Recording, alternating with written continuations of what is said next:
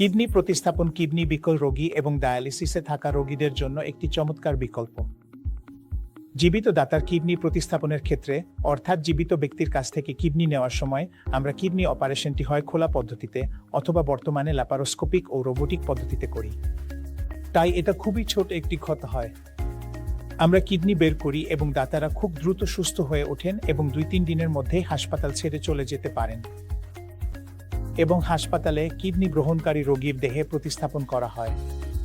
এবং জীবিত ও মৃত উভয় ধরনের দাতার কিডনি, যেমন ব্রেইন ডেড দাতার কিডনিও, বর্তমানে সার্জিক্যাল টেকনিক ও ইমিউনোসাপ্রেসিভ ওষুধের উন্নতির কারণে ফলাফল খুবই ভালো হচ্ছে। এটা ডায়ালাইসিসে থাকা রোগীদের জন্য দারুণ একটি বিকল্প। এবং আমরা এখন এমনকি রক্তের গ্রুপ ভিন্ন হলেও কিডনি প্রতিস্থাপন করতে পারি।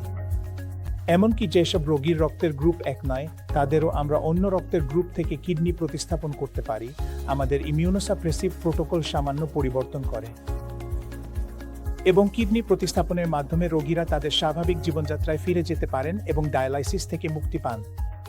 এবং তারা খুবই ভালো মানসম্মত জীবনযাপন করতে পারেন। ধন্যবাদ।